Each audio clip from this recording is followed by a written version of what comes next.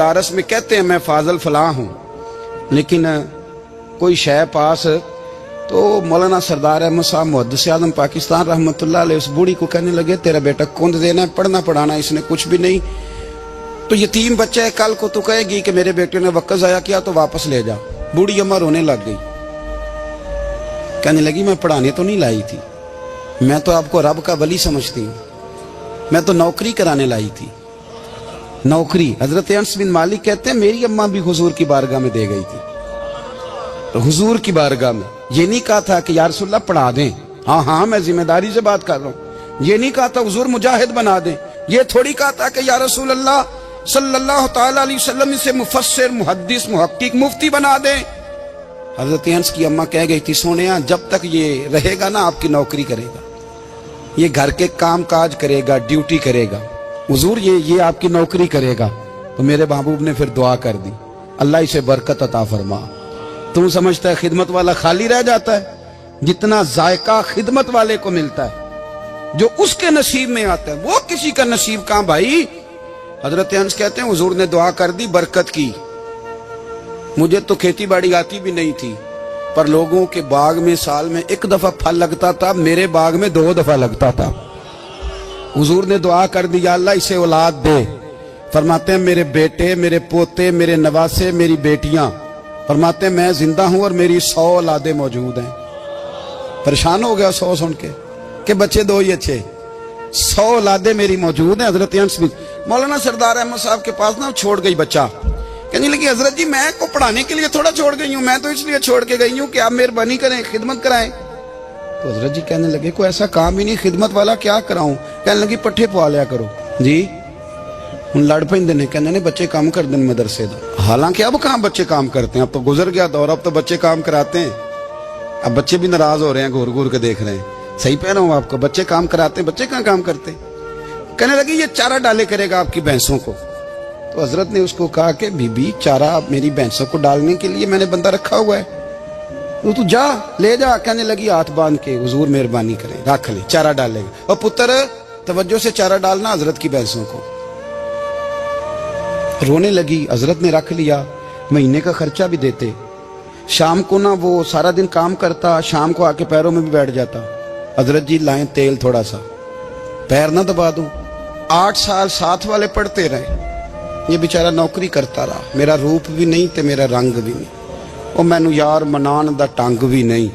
कभी कभी ना हजरत बिलाल हबशी फारग होते ना तो नबी पाक की बारगाह में अर्ज करते हुजूर कोई काम तो नहीं, सारे हो गए, हुजूर जाऊं जरा, चले जाते।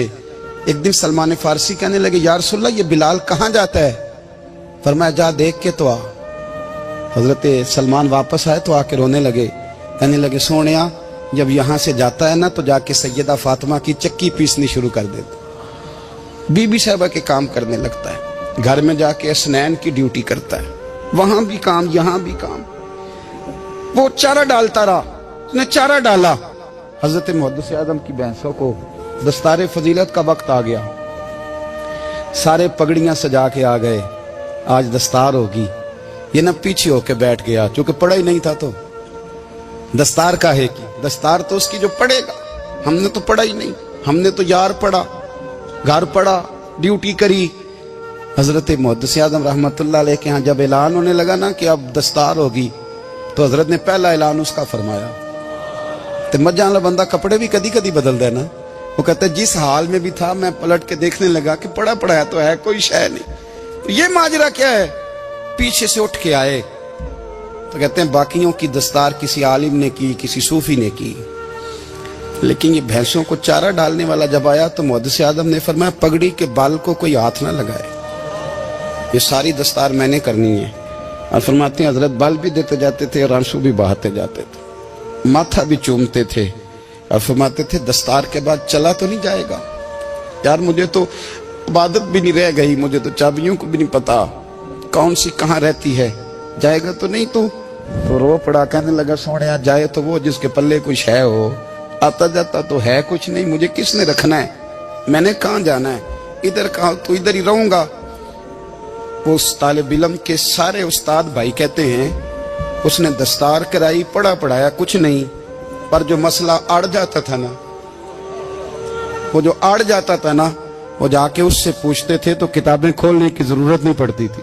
مولانا امجد علی صاحب اعظمی رحمۃ اللہ علیہ فرماتے ہیں یکدم اعلیٰ حضرت کا دروازہ کھلا.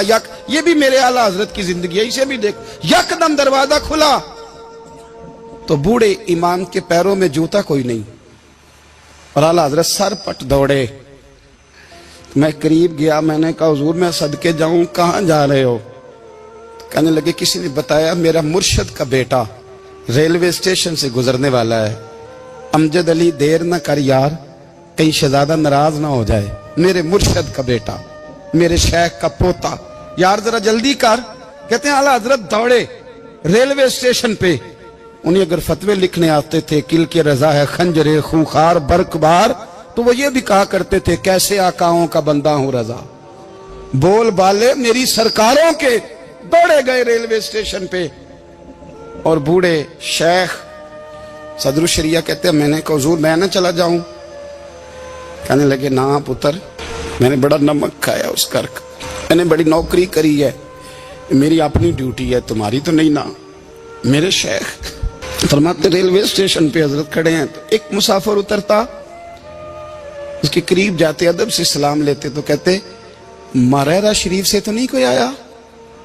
کہتے وہ مسافر گزر جاتا, دوسرا آتا تو پھر قریب جاتے, کہتے وہ اس کے آستانے سے تو نہیں آئے, ادھر سے تو نہیں کوئی آیا. کہتے سارے گزر گئے, جن مسافروں نے اترنا تھا اتر گئے, ٹرین چل پڑی. تو میں نے کہا حضور کسی نے آپ کو غلط اطلاع دی تھی, شہزادے تو آئے نہیں. کہنے لگے یار اطلاع غلط تھی یا ٹھیک تھی, پر یہاں تک آنے کا مزہ بڑا ہے. آپ سمجھ سکتے ہیں اعلیٰ حضرت کے دو بیٹے ہیں, حجت الاسلام مولانا حامد رضا خان صاحب اور مفتی اعظم عالم اسلام. دونوں شہزادے اتنے بڑے شہزادے تھے کہ دونوں اپنے اپنے وقت کے سب سے بڑے مفتی ہوئے. یہ بھی تو میرے اعلیٰ حضرت ہیں نا, اس کو بھی تو ذرا سمجھو نا. خشکی اور پھر خشکی اور پھر خشکی. ایک دن پیر صاحب نے کہا, نوری میاں صاحب, کہ احمد رضا یار وہ بھینسیں رکھی ہوئی ہیں تو ان کو نا گیدڑ آ کے تنگ کرتے ہیں, تو دو کتے مل جائیں نا کبھی تو چلو رات کو پہرے داری کریں گے, دو کتے مل جائیں. میں اکثر سوچتا ہوں کہ اعلیٰ حضرت تو عالم تھے, ان کا کتوں سے کیا لینا دینا؟ حضرت جی آپ نے کتوں کی بات کرنی تھی تو کسی دنیا دار سے کرتے. دو کتے مل جائیں تو ذرا جانوروں کی دیکھ بھال کریں گے. فرمایا حضور سویرے ہی آ جائیں گے. بھئی آپ کا تو یہ شوگر لینی, تو آپ کہاں سے لائیں گے؟ دن چڑھا تو دونوں بیٹوں کے گلے میں رسیاں ڈالی. اعلیٰ حضرت کو صرف آپ فتوے کی روشنی میں دیکھتے ہیں, آپ کو اس شخص کے درد کا نہیں پتا, اس کے ذائقے کا نہیں پتا, وہ کس سٹیج کا آدمی ہے, سٹیٹس کیا ہے طریقت میں, شریعت میں, عشق میں. دونوں شہزادوں کے گلوں میں رسیاں اور پکڑا ہوا ہے. تو نوری میاں صاحب کہتے ہیں میں چارپائی پہ بیٹھا تھا تو نیچے بٹھال دیے دونوں بچے. میں اٹھ کے کھڑا ہو گیا, میں نے کہا مولانا یہ کیا؟ کہنے لگے حضور ڈیوٹی بھی کریں گے اور روٹی بھی نہیں مانگیں گے. جنہ تنا بچ عشق نہ رچیا کتے ہو نہ تھی چنگے, مالک دے کر راکھی کر دے صابر بھوکے ننگے. کدھر گیا ذوق, کدھر گیا وہ درد؟ اور پھر جب باری آئی رسول اللہ کے پیار کی, جب باری آئی نبی پاک کی محبت کی, تو پھر فاضل بریلوی کا قد اگر لکھنے میں کمال ہے نا تو محبوب کے پیار کرنے میں بھی کمال ہے. انہوں نے نا ساری زندگی یعنی ساری زندگی یہ کہہ کے گزار دی کہ عشق تیرے صدقے جلنے سے چھٹے سستے, جو آگ بجھا دے گی وہ آگ لگائی ہے. ایک سید صاحب تھے, مکان بن رہا تھا اعلیٰ حضرت کا, تو سامنے نا بالکل لائبریری تھی. تو جب مکان بن رہا ہوتا ہے تو تب سارے مستری مزدور اندر ہی ہوتے ہیں, تو سب کا آنا جانا تھا, سب لوگ آتے جاتے تھے بلا جھجک. تو وہ سید صاحب بھی ایک دن آ گئے, سامنے لائبریری میں ملے, پھر چلے گئے. کچھ دنوں کے بعد گھر مکمل ہو گیا, اب عورتیں بھی آ گئیں. تو شاہ جی کو پتہ نہیں تھا, وہ پرانا ہی ماحول سمجھ کے نا, مولانا ظفر الدین بہاری کہتے ہیں پرانا ہی ماحول سمجھ کے تو اندر آ گئے. اور جیسے ہی اندر داخل ہوئے سامنے گھر کی عورتیں دیکھی تو شاہ جی معذرت معذرت معذرت کرتے پریشان ہو گئے.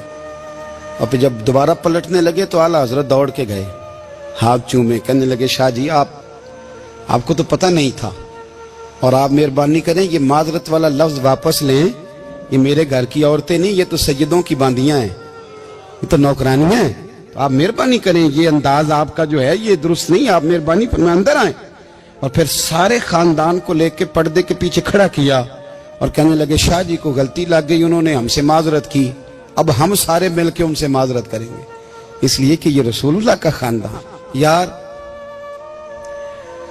تھوڑا بہت دو چار لفظ جس بندے کو آ جائے نا، دو چار لفظ، میں ذاتی طور پہ نا آپ کو پتہ ہے میں تو نعت خانوں سے تو ہماری بنتی نہیں، بہت سارے نعت خان تو ہمیں ویسے ہی نہیں، میں کہتا ہوں نعت